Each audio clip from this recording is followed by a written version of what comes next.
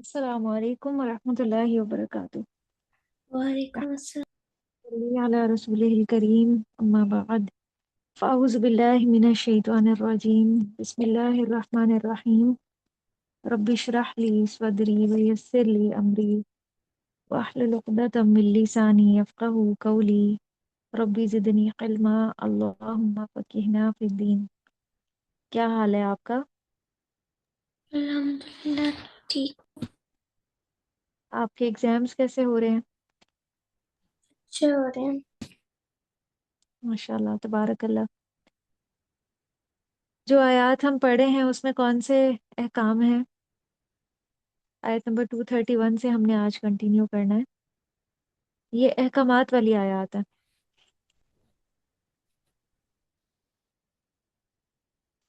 کچھ آیات ہوتی ہیں اس میں اللہ کی قدرت کی نشانیاں ذکر کی جاتی ہیں، اور کچھ ایسی ہوتی ہیں جن میں احکامات ہوتے ہیں بندوں کے لیے۔ تو یہ والی جو آیات ہیں نا، یہ احکامات ریلیٹڈ ہیں، عورتوں سے متعلق، طلاق سے متعلق اس میں احکامات ہیں۔ تو آج ہم نے آیت نمبر 232 231 سے کرنا ہے۔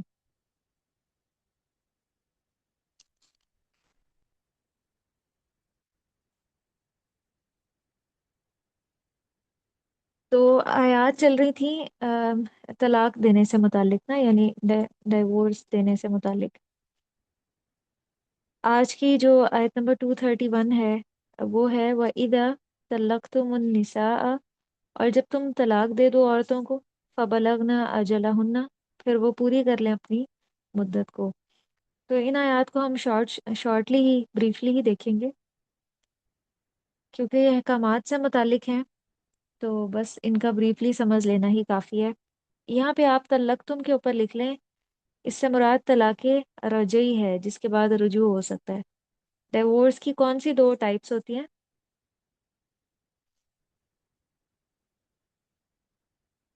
کیا نام بتائے تھے میں نے آپ کو ان کے اردو میں؟ جی کچھ یاد ہے؟ جی ایک تو یہی طلاق طلاق، ایک تو یہی طلاق رجعی ہوتی ہے، اور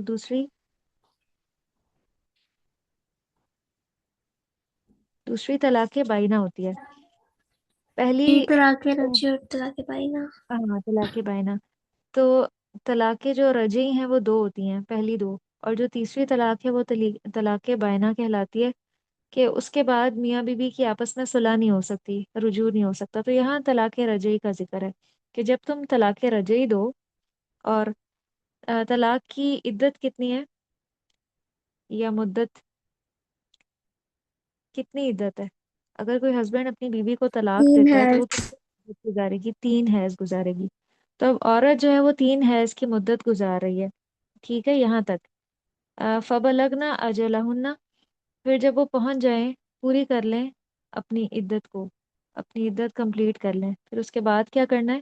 فَأَمْسِكُوهُنَّ، تو دو آپشنز ہیں، یا تو انہیں روک لو بمعروف، ساتھ بھلے طریقے کے، او سرّحوہن، یا رخصت کر دو انہیں بمعروف، ساتھ بھلے طریقے کے۔ دونوں کام بھلے طریقے سے کرنے ہیں۔ اگر ان کو روکنے کی نیت ہے تو وہ بھی معروف طریقے سے ہو، اور اگر انہیں رخصت کرنے کی نیت ہے تو وہ بھی بھلے طریقے سے ہو۔ یہاں پہ دونوں کے قاعدے بتا دیے گئے ہیں۔ رجوع کرنے کا طریقہ پھر کیا ہے کہ اگر وہ دوبارہ سے ساتھ رہنا چاہتے ہیں تو پچھلے غصے اور ناراضگی کو دل سے نکال کے دل بالکل صاف کرنا ہوگا انہیں، کسی مجبوری کے تحت نہیں، کیونکہ اگر وہ کسی مجبوری کے تحت صلح کرتے ہیں تو ہو سکتا ہے کہ کچھ عرصے کے بعد دوبارہ وہی صورتحال پیش آئے جو پہلے پیش آئی تھی۔ اس لیے بہت ضروری ہے کہ صلح کرتے وقت وہ ایک دوسرے کی طرف سے اپنا دل بالکل صاف کر لیں۔ ہمارا دین جو ہے وہ حسن زن کی بہت زیادہ تلقین کرتا ہے، اور حسن زن یہی ہوتا ہے کہ ہم بس معاف کرتے جائیں۔ ہمیں کسی سے کوئی بھی ایشو ہے، کوئی بھی پریشانی ہے، کسی کی بات ہمیں بری لگی ہے، تو اس سے ناراض نہیں ہو جانا کہ ہم کٹ آف ہی کر دیں، بلکہ دل صاف کر لینا ہے، معاف کر دینا ہے، درگزر سے کام لینا ہے۔ ان اللہ یحب المحسنین، اللہ تعالیٰ درگزر کرنے والوں اور معاف کرنے والوں سے محبت رکھتے ہیں۔ تو عورت کو ستانے کے لیے رجوع نہیں کرنا۔ اگر تو بھلے طریقے سے رہنا ہے آپس میں پھر رجوع کرو، ورنہ پھر کیا ہے، عورت کو رخصت کر دو بھلے طریقے سے۔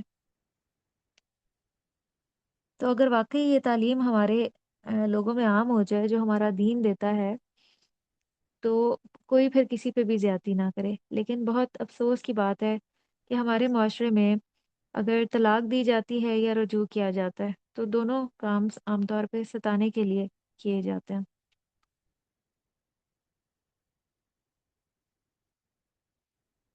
پھر آگے کہا جا رہا ہے ولا تم سکو ہننا، اور نہ تم روکو انہیں زیرورن تکلیف دینے کے لیے، لتعتدوا تاکہ تم زیادتی کرو، کہ محض ستانے کے لیے ان سے رجوع نہ کرو اور انہیں نہ روکو کہ ان کو تکلیف دینے کے لیے تم ان سے صلح کر لو۔ جو شخص ایسا کرے گا، وہ میں یفل، جو ایسا کرے گا، فقط ظلم نفسا، تو وہ اپنے آپ پہ ہی ظلم کرتا ہے یا کرے گا۔ ولا تتخذوا، اور نہ تم بناؤ، آیات اللہ، اللہ کی آیات کو ہزوا، مذاق۔ اب نوٹ کر لیں کہ مذاق اڑانے کا کیا مطلب ہے، اللہ کی آیات کا مذاق اڑانے کا کیا مطلب ہے، کہ طرح طرح کی ہیلا سازیاں کر کے اللہ کے احکامات میں یا آیات میں ایسے مطلب نہ نکالو جو اس کی اصل روح کے منافی ہوں۔ یعنی انسان پر زیادتی کرنے کے طریقے نہ سوچو، اللہ کی آیات میں ایسے جواز نہ نکالو کہ کسی پہ ظلم کر سکو۔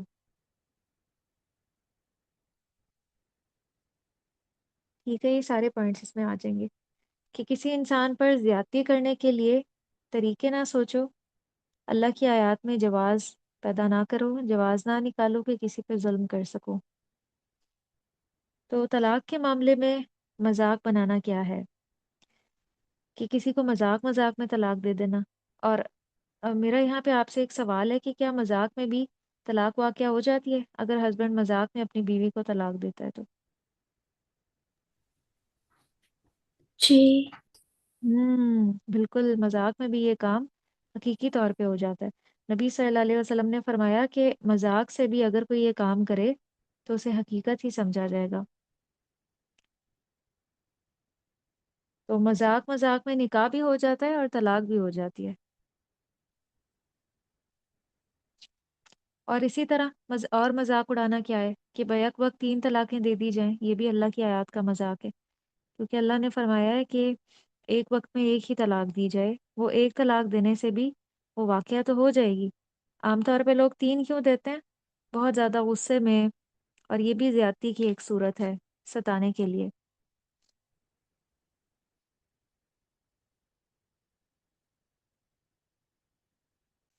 ایک بار نبی کریم صلی اللہ علیہ وسلم کے عہد میں ایک شخص نے اپنی بیوی کو 3 طلاقیں ایک ساتھ دے دی۔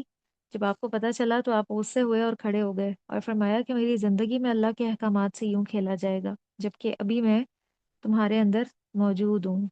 تو اللہ کی آیات کو مذاق نہ بناؤ۔ وذکروا، اور یاد کرو، نعمت اللہ، اللہ کی نعمت، علیکم جو تم پر ہے، وما انزل علیکم، اور جو اس نے نازل کیا تم پر، من الکتابی، کتاب میں سے، والحکمتی، اور حکمت میں سے۔ یہاں پہ نعمت سے مراد اسلام ہے، کے اوپر آپ لکھ لیں اپنے ترجمہ والے قرآن میں، نعمت سے مراد یہاں پہ نعمت اسلام ہے، کہ اللہ نے یہ جو سارے طریقے ہمیں سکھائے ہیں، یہ دراصل اس کا بہت بڑا انعام ہے۔ یہ ہم جتنے احکامات پڑھ رہے ہیں، یہ اللہ کا احسان ہے، انعام ہے کہ اس نے ہمیں یہ طریقے سکھا دیے، اور جو اس نے کتاب اور حکمت میں اتارا۔ تو حکمت سے مراد کیا ہے؟ نبی صلی اللہ علیہ وسلم کی احادیث، یہ بھی آپ نوٹ کر لیں، نبی صلی اللہ علیہ وسلم کی احادیث کو اور آپ کی سنت کو حکمت کہا جاتا ہے۔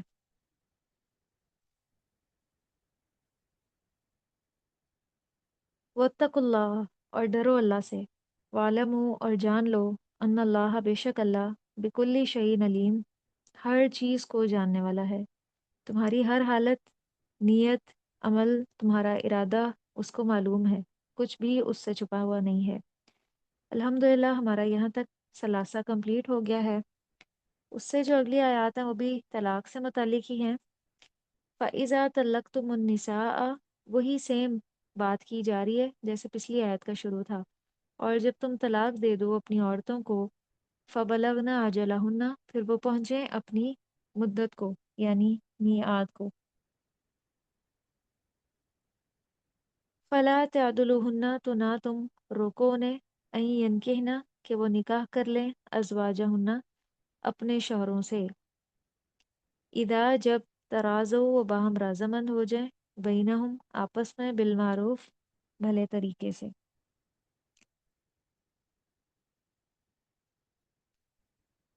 تو جب آ، عدت گزر جاتی ہے آ، طلاق رجعی میں، جب 3 حیض کی عدت کمپلیٹ ہو جاتی ہے، گزر جاتی ہے، اور میاں بیوی اس کے اندر اندر ایک دوسرے سے رجوع نہیں کرتے، رجوع کرنے کا مطلب ہے کہ ان کا ریلیشن قائم نہیں ہوتا، تو پھر اس کے بعد اگر 3 حیض گزر گئے ہیں تو ان کی آپس میں کیا ہے کہ طلاق واقع ہو جائے گی، اور اگر وہ دوبارہ اب ایک دوسرے کے ساتھ رہنا چاہتے ہیں تو انہیں نئے سرے سے نکاح کرنا پڑے گا، چاہے ابھی ایک ہی ڈائیورس ہوئی تھی۔ جیسے ہسبینڈ نے ایک ڈائیورس دی اپنی بیوی کو اور 3 حیض گزر گئے، اس نے رجوع نہیں کیا اپنی بیوی سے، 3 حیض کے بعد وہ اپنے پیرنٹس کے گھر آ جائے گی، پھر کچھ عرصے کے بعد ان دونوں کو ریئلائز ہوتا ہے کہ نہیں، ان کو تو ساتھ ہی رہنا چاہیے، پھر اگر اب وہ ساتھ رہنا چاہتے ہیں تو ان کا نئے سرے سے اب نکاح ہوگا۔ یہ چیز آپ کو کلیئر ہے؟ جی ہوں، یہ طلاق رجعی میں ہے کہ عدت گزرنے کے بعد اگر وہ رجوع کرنا چاہتے ہیں تو نئے سرے سے نکاح ہوگا، لیکن اگر طلاق بائنہ ہو گئی، تیسری ڈائیورس بھی کبھی زندگی میں ہسبینڈ نے دی، اب وہ ایسے اس سے نکاح نہیں کر سکتا، وہ عورت کسی اور شخص سے نکاح کرے گی، اس کے ساتھ زندگی بسر کرے گی، اور اگر کبھی زندگی میں وہاں سے بھی اس کو ڈائیورس مل جاتی ہے تو پھر چانس ہے کہ وہ پہلے اپنے شوہر سے نکاح کر سکے۔ یہ تیسری ڈائیورس طلاق بائنہ کے بعد کا حکم ہے۔ تو عام طور پہ جب کوئی لڑکی اپنے میکے چلی جاتی ہے، ڈائیورس اس کو ہوتی ہے، تو میکے والے ہی بسا اوقات اجازت نہیں دیتے، اب وہ دونوں ام، میاں بیوی ایک دوسرے کے ساتھ رہنا چاہ رہے ہوتے ہیں لیکن پیرنٹس درمیان میں رکاوٹ پیدا کرتے ہیں اور وہ ساری زیادتیاں یاد کروانا شروع کر دیتے ہیں، جانے نہیں دیتے، جبکہ عورت جو ہے وہ دوبارہ اپنے پہلے شوہر سے شادی کرنا چاہ رہی ہوتی ہے۔ تو یہاں کیا حکم دیا جا رہا ہے؟ اللہ تعالیٰ فرما رہے ہیں کہ ولی کو رکاوٹ نہیں ڈالنی چاہیے، اذا ترادوا بینہم بالمعروف، جب وہ باہم رضامند ہو جائیں۔ کون باہم رضامند ہو جائیں؟ وہ عورت اور وہ مرد، جب وہ آپس میں رضامند ہو جائیں تو ولی کو رکاوٹ نہیں ڈالنی چاہیے۔ آگے پھر آ، شرط آ رہی ہے کہ جب وہ آپس میں ایک دوسرے سے راضی ہوں۔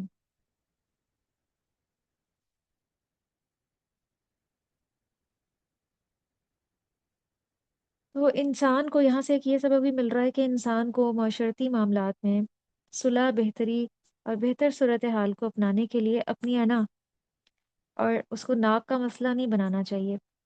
جیسے ہمارے معاشرے میں ہوتا ہے کہ طلاق یافتہ عورت سے کوئی دوسرا شادی کرنے کو تیار نہیں ہوتا، تو پھر ایسی صورت میں اس کے لیے رجوع ہی بہتر ہوتا ہے پہلے شوہر کے ساتھ، طلاق رجعی میں۔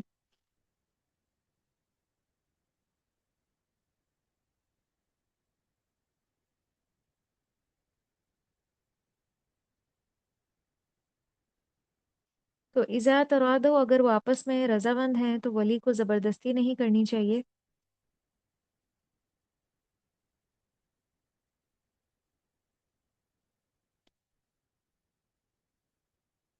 تو جو عورت ہے اس کا نکاح جو ہے ولی کی رضامندی کے بغیر نہیں ہو سکتا۔ ولی کون ہوتا ہے؟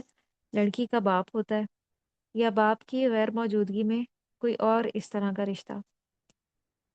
تو عورت کا جو نکاح ہے وہ ولی کے بغیر نہیں ہو سکتا، لیکن جہاں معاملہ طلاق کا ہے، یہاں پہ اب عورت کو رائٹ ہے کہ اگر اس کو طلاق ہو گئی اور وہ دوبارہ اپنے شوہر سے صلح کرنا چاہ رہی ہے، اس سے نکاح کرنا چاہ رہی ہے، تو اب ولی کو رائٹ نہیں ہے کہ وہ اس کو روکے۔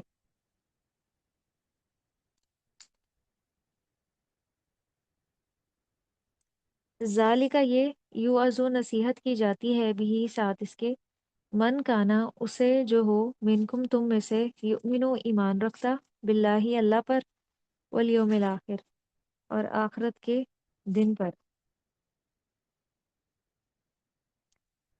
तो यहाँ पे एक कानून बताया जा रहा है और एक नसीहत की जा रही है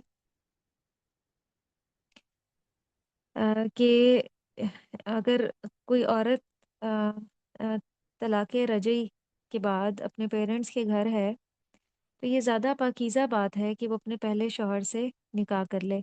तो इसको इज़्ज़त और गैरत का मसला नहीं बनाना चाहिए। अल्लाह की नज़र में ये बहुत पाकीज़ा तरीका है। ज़ालिकुम अज़का लकुम वातहर, ये बात ज़्यादा पाकीज़ा है तुम्हारे लिए और ज़्यादा पाक है कि एक औरत जो है वो दोबारा से अपने पहले शौहर से ही निकाह कर ले। वल्लाहु यालमु, और अल्लाह जानता है, व अंतुम, और तुम नहीं जानते। तो हमारा जो दीन है वो बहुत ही खूबसूरत है और उसमें बड़ी आसानी है। अगर हर कोई दीन को फॉलो करने वाला बन जाए तो हर घर जन्नत बन जाए।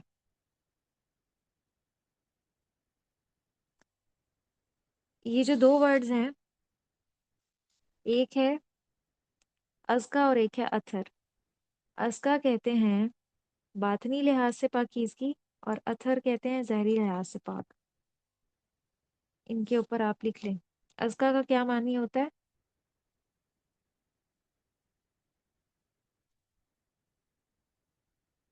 अपनी अज़का लिहाज से पाकिस्तान। बातनी लिहाज से, और अथर होता है ज़हरी लिहाज से पाक।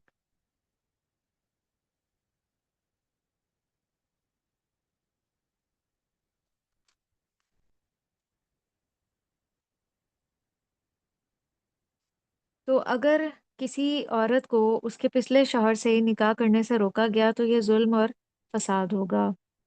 अगर उस लड़की को घर बिठाए रखा, यानी इज्जत और असमत की खातिर कि हमारी बेइज्जती हो जाएगी इस बात में, तो ये उस औरत के साथ जो है वो जुल्म है।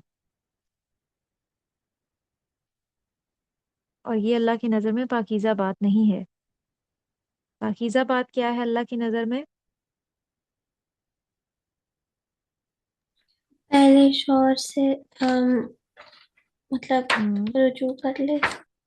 पहले शौहर से वो औरत रुजू कर ले, ये अल्लाह की नज़र में पाकीज़ा बात है। और अगर कोई औरत ऐसा फैसला करती है तो उसको कोई भी रोके नहीं, ना उसके घर वाले और ना उसका वली उसको रोके इस बात से।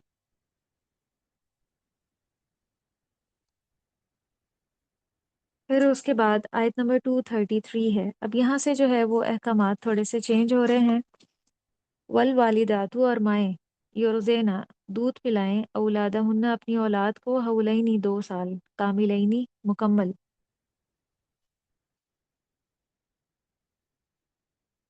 लिमन अरादा वास्ते उसके जो इरादा करे, अय्युतिम रज़ा के वो पूरा करे दूध की मुद्दत। यहाँ पे मुद्दत रज़ात बताई जा रही है। व अलल मौलूदी, और ऊपर उसके जिसका बच्चा है, रिस्क हुन्ना रिस्क है उन औरतों का, व किस्वत हुन्ना और लिबास उनका, बिलमारूफ भले तरीके से। बाप जो होता है उस पर बच्चे की माँ का खाना और कपड़ा, इसको नानो नफका बोलते हैं। क्या बोलते हैं खाने और कपड़े को? खाने और नानो कपड़े को क्या? नफका। नानो नफका, या नान नफका भी सिंपली कह सकते हैं अगर हम मिलाना नहीं चाहते। अगर मिला के पढ़ेंगे फिर दरमियान में वाव आ जाएगी, नानो नफका। और अगर हम अलग अलग पढ़ें तो नान नफका।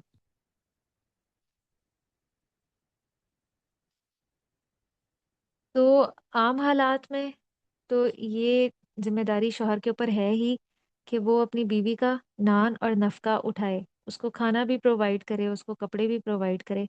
लेकिन अगर उन दोनों के दरमियान तलाक हो जाती है, जैसा कि अभी पीछे गुजरा कि शौहर ने अपनी बीवी को तलाक दे दी, अब बच्चा है और वो छोटा है जो अभी दूध पीता है, यानी 2 साल से कम उम्र है उस बच्चे की, तो उस औरत का खाना और कपड़ा कौन देगा? उसके जो अखराजात हैं इस पे, तो ये उस शौहर की जिम्मेदारी है कि वो उसको ये चीज़ें प्रोवाइड करे भली भले तरीके से।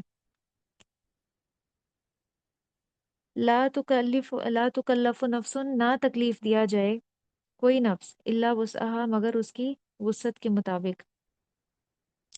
کوئی بھی مرد یہ نہ سمجھے کہ مجھ پہ زیادتی کی بات ہے، اس کو یہ دینا ہوگا، یہ اس کی ذمہ داری ہے، کیونکہ عورت بھی آ، اپنے بچے کو دودھ پلا کے اپنی ذمہ داری پوری کر رہی ہے، تو اگر عورت پوری کر رہی ہے تو تمہیں بھی پوری کرنی ہے۔ اگر وہ حقیقت میں اس کی بیوی ہوتی، اس کے گھر ہوتی، تو تب بھی وہ یہ چیزیں پوری کرتا، نان اور نفقہ۔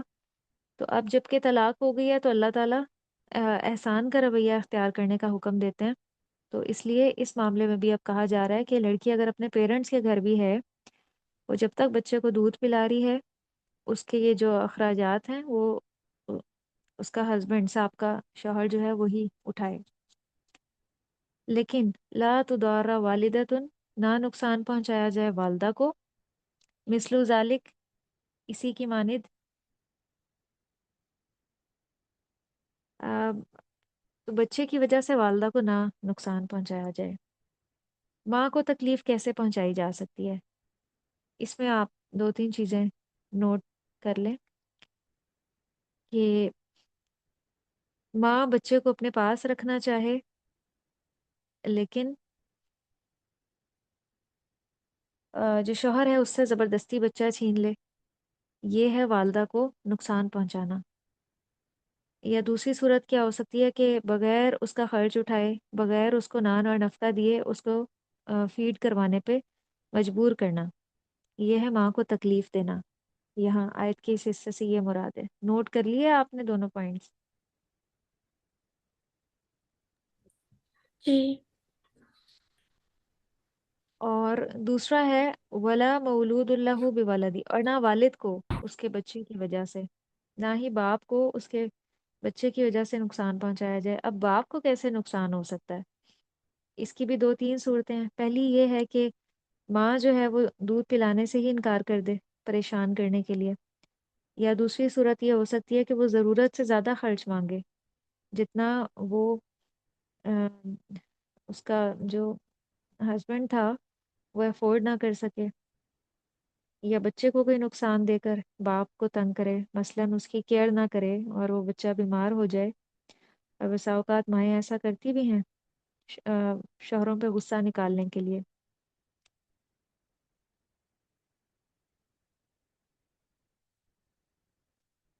وہ الوارثی، اور اوپر وارث کے ہے ذمہ داری، مثل ذالک، اسی کی مانند۔ یہ کس صورت میں ہوگا؟ اب یہ ایک تیسری صورت ہے، اگر باپ فوت ہو جائے تو یہ وہ صورت ہے۔ یہاں پہ آپ لکھ لیں وَعَلَى الْوَارِثِ کے نیچے کہ اگر باپ فوت ہو جائے،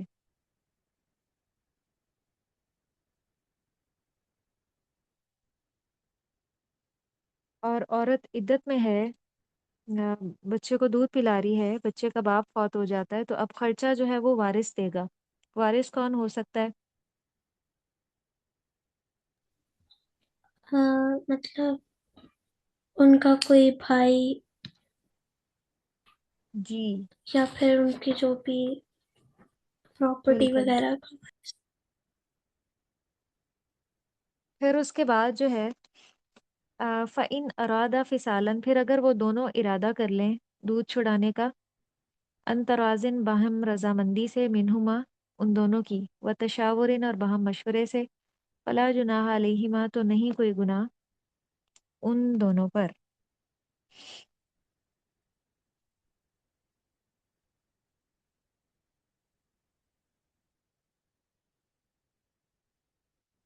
تو بعض اوقات جو ہے وہ کچھ ایسی مجبوریاں ہوتی ہیں جس کی وجہ سے بچے کا دودھ جو ہے وہ پہلے ہی چھڑوا دیا جاتا ہے۔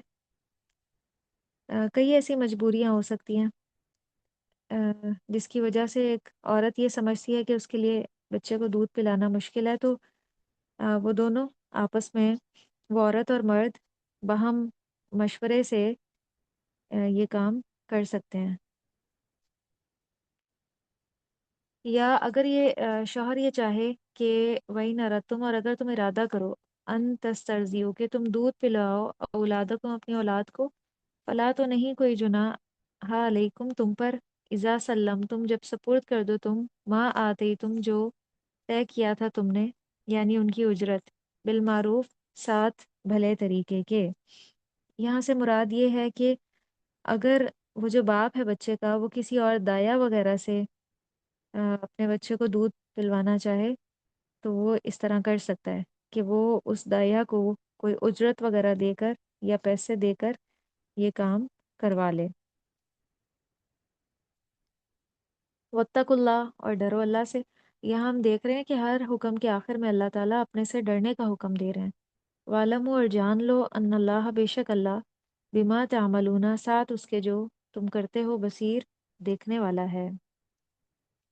کہ تم آیا اچھا عمل کر رہے ہو یا برا عمل کر رہے ہو، اللہ کے سب علم میں ہے۔ تو یہاں اس آیت سے دو تین باتیں پتہ چل رہی ہیں۔ سب سے پہلی بات یہ کہ ماں کو جو ہے نا اپنے بچے کو دودھ پلانا چاہیے۔ آج کل یہ ٹرینڈ بہت کم ہوتا جا رہا ہے، لیکن اس میں جو ہے کئی لحاظ سے فائدہ ہے۔ اور طلاق یا شوہر کی وفات کے بعد بھی یہ سلسلہ جاری رہنا چاہیے، اور اگر دقت ہو رہی ہو تو کسی اور عورت سے بھی دودھ پلوایا جا سکتا ہے۔ اور یہاں پہ اس آیت میں آپ باہم رضامندی کا بھی ذکر ہے کہ باہم رضامندی سے کام لو، مشورے سے کام لو۔ اور پھر یہ کہ جو دوسری کوئی عورت ہے جس سے وہ چاہیں کہ اس بچے کو دودھ پلوائیں، اس کو اجرت پوری دینی چاہیے۔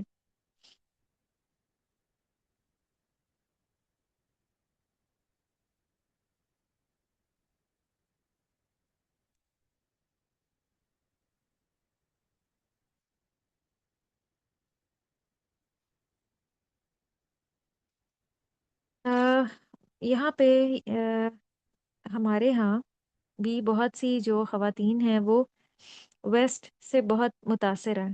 وہاں پہ بیبیز کو خود فیڈ کروانا جو ہے وہ اتنا اچھا نہیں سمجھا جاتا، یا وہاں پہ عام طور پہ بہت ٹرینڈ ہے جابز وغیرہ کا، تو اس وجہ سے بھی جو مدرز ہیں وہ یہ فریضہ سر انجام نہیں دیتی، جبکہ اس کے بہت زیادہ فائدے ہیں۔ ایک ریسرچ ہوئی تھی تو اس میں یہ دیکھا گیا کہ بریسٹ فیڈنگ کے کیا کیا فائدے ہیں۔ تو جو بچے جو ہیں وہ اپنی ماں کا دودھ پیتے ہیں تو وہ جو ہے بہت ہی صاف ستھرا اور بیکٹیریا سے پاک ہوتا ہے، اور بہت ہی وہ ہائیجینک ہوتا ہے۔ جبکہ وہ جو باٹل فیڈ ہوتا ہے وہ عام طور پہ کئی بار اس میں بیکٹیریاز وغیرہ بھی پیدا ہو جاتے ہیں، یا اس کو بار بار گرم کرنا پڑتا ہے یا کبھی ٹھنڈا کرنا پڑتا ہے، اور کئی بار وہ بچے کی صحت کے لیے بھی نقصان دہ ہوتا ہے۔ جس طرح آج کل کے باٹل فیڈز اویلیبل ہیں، وہ غذائیت کے لحاظ سے بچے کے لیے اتنے درست نہیں ہوتے، جبکہ جو ماں کا دودھ ہوتا ہے اس کا درجہ حرارت بالکل معتدل ہوتا ہے۔ اور ماں کے دودھ کی جو کمپوزیشن ہے وہ اللہ نے کچھ اس طرح کی بنائی ہے کہ وہ بچے کی نشو و نما کے لیے بہت ہی فائدہ مند ہوتا ہے۔ اس میں پروٹین بھی ہوتی ہے جس کی وجہ سے وہ بچے کو آسانی سے ہضم ہو جاتا ہے۔ اس میں لیکٹوز کا درجہ بھی بہت زیادہ ہوتا ہے، اور ماں کا جو دودھ ہے وہ صرف غذا ہی نہیں ہوتا بلکہ ایک اٹیچمنٹ بھی ہوتی ہے۔ وہ اس اٹیچمنٹ کے ذریعے بھی اس بچے کو بہت تسکین اور سکون محسوس ہوتا ہے۔ اور اسی طرح ماں کے دودھ میں بہت سے جو ہے وہ مدافعت بھی پائی جاتی ہے بہت سی بیماریوں سے، اور بہت سے انفیکشنز کے خلاف بھی مدافعت اس میں ہوتی ہے۔ آنتوں کی کئی بیماریوں سے نجات ہوتی ہے، آم، اور اس کا ماں کو بھی بہت زیادہ فائدہ ہوتا ہے کہ اس کی وجہ سے اس کا جو اپنا جسم ہے وہ دوبارہ اپنی جگہ پہ آنے میں اس کو مدد ہوتی ہے۔ اور اسی طرح یہ دیکھا گیا ہے کہ جو مائیں اپنے بچوں کو دودھ پلاتی ہیں وہ بریسٹ کینسر وغیرہ سے محفوظ رہتی ہیں، اور ایسے بچے کئی طرح کی الرجی سے بھی محفوظ رہتے ہیں۔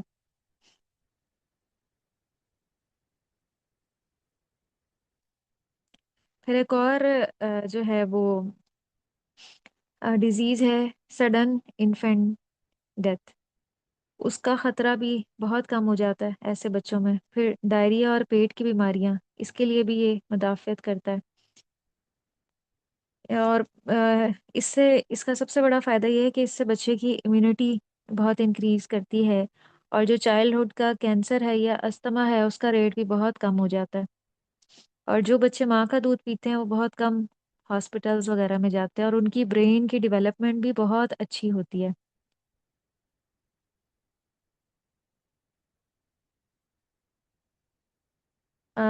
کس طرح سے اچھی ہوتی ہے کہ جب ماں کا دودھ بچے پیتے ہیں تو ان کی برین کی ایک ایکسرسائز ہوتی ہے، جبکہ باٹل فیڈ میں جو ہے وہ یہ مسلز کی ایکسرسائز نہیں ہوتی۔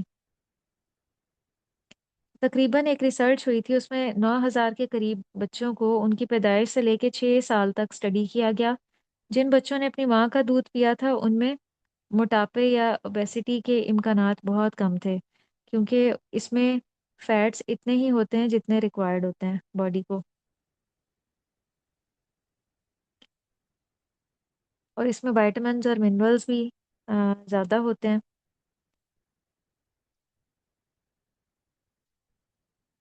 اور بھی کئی سارے فوائد ہیں۔ تو آخر میں یہ ہمیں سبق ملتا ہے کہ جو بھی اللہ کا حکم ہے نا اس میں خیر ہی خیر ہے۔ اگر اللہ نے ماؤں کو یہ ترغیب دی ہے کہ وہ اپنے بچوں کو دودھ پلائیں تو اس میں سراسر سلامتی اور خیر ہے دونوں کے لیے۔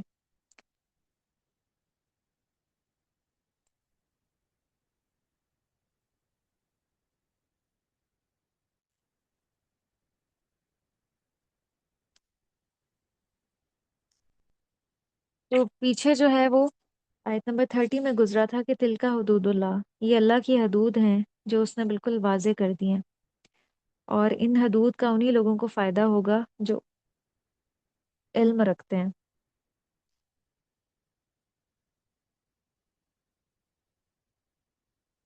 یہاں تک آپ کو کلیئر ہے سب؟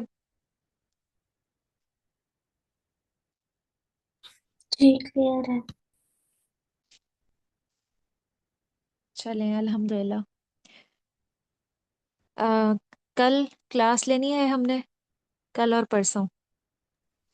ٹھیک ہے۔ ٹھیک ہے انشاءاللہ۔ وآخر دعوانا ان الحمد للہ رب العالمین، سبحانک اللہم و بحمدک، نشہد ان لا الہ الا انت، نستغفرک ونتوب الیک۔ والسلام علیکم ورحمۃ اللہ وبرکاتہ۔ وعلیکم السلام۔